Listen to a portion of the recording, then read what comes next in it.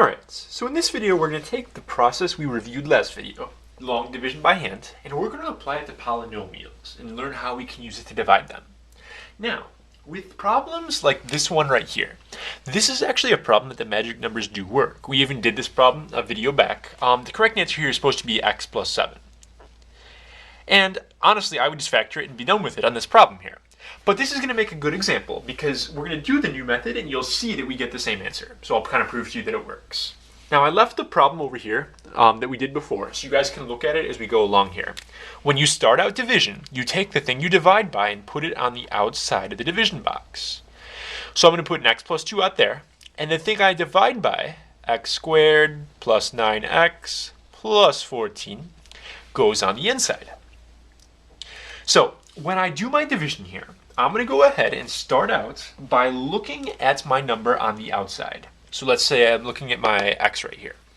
I basically want to know, you're supposed to ask yourself how many times this guy, the leading term, that with the highest degree, goes into this. Or another way of thinking about it, x times what gets me x squared? The answer is x times x gets you x squared.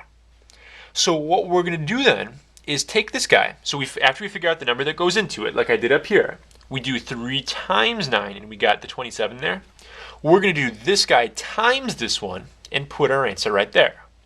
So x times x is x squared, and x times a positive 2 is a plus 2x. Just like we did 3 times 9 is 27, that's what we did right here. We did x times this guy and we got this part. The next thing we're supposed to do is subtract the original from what we just put there. So we need to subtract these two lines. And this is where kids will make their mistakes, is just in subtracting incorrectly. So be very, very, very careful when you're doing these problems that you don't mess up on your subtraction. X squared minus x squared is fine. Those cancel. 9x minus 2x, so positive 9x minus positive 2x is a 7x. The next thing we're supposed to do in these problems is compare. Comparing doesn't really work out so well with this, so we're not going to do that step. But we're going to bring down our next term, just like regular division. And then we ask ourselves, x times what makes a 7x? Well, the answer to this one here, x times 7 is 7x, positive 7. So I'm going to put a plus 7 up here. And then I multiply. I get 7x plus 14. I subtract, and when I do that, I get 0 right here. There's no remainder. That means this is my answer by itself, which you see is the same answer we got using our other method of factoring. So it does work out. We're going to go ahead and practice 2 more examples in this video. Polynomial division takes practice, and it's very easy to make small mistakes, but the process itself is not terrible to do. It's not too bad. So, taking the thing we divide by, putting it on the outside, putting the numerator on the inside here, I need to ask myself, x times what gets me x squared? X times x is x squared, so I put that up here. I multiply it in, I get x squared, and then I get a minus 5x here. So I need to subtract those two lines, and this again is where the mistakes happen when you subtract. X squared minus x squared is fine. Those go away. Those cancel. But I need to do positive 11 minus a negative 5. Don't get mixed up on your negatives. That's where kids go wrong. 11 minus negative 5 is like an 11 plus 5. That's really a 16x right here. I bring down my next term, so I have a minus 30 here. X times positive 16 is going to equal 16x. So I multiply the 16 in. 16 times x will get me a 16x here. 16 times negative 5 is going to be negative 80. I'm going to subtract. These cancel. Negative 30 minus negative 80 is a positive 50. And this is my number left over at the end, my remainder. So what I'm supposed to do with my remainder, remember from the previous video, you kind of take it and put it over the thing you divided by. Just like we did that 2 over 9 in the previous video.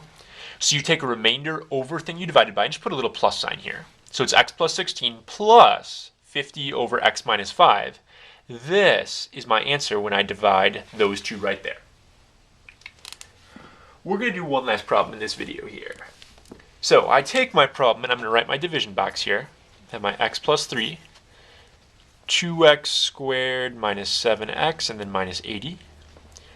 X times what gets me a 2x squared? The answer to that is 2x. So that's what goes up here. I multiply that in. I get 2x squared, and 2x times 3 is going to be a plus 6x. Need to subtract now. When I subtract these, the first part cancels. 2x squared minus 2x squared goes away.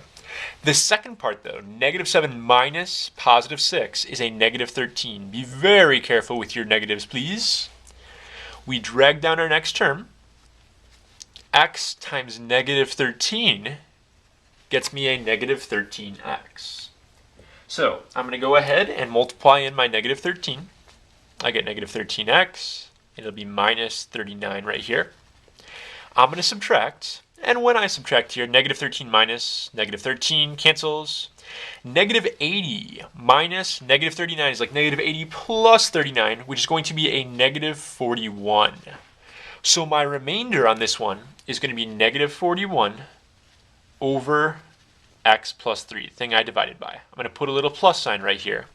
And what I also could have done, since this guy is negative, instead of putting plus negative, I could have just gotten rid of this negative sign and made this a minus. But this is a totally fine way of doing it. So, not bad process. Lots of places to make little mistakes. Just be very careful and you guys will be totally fine on polynomial division.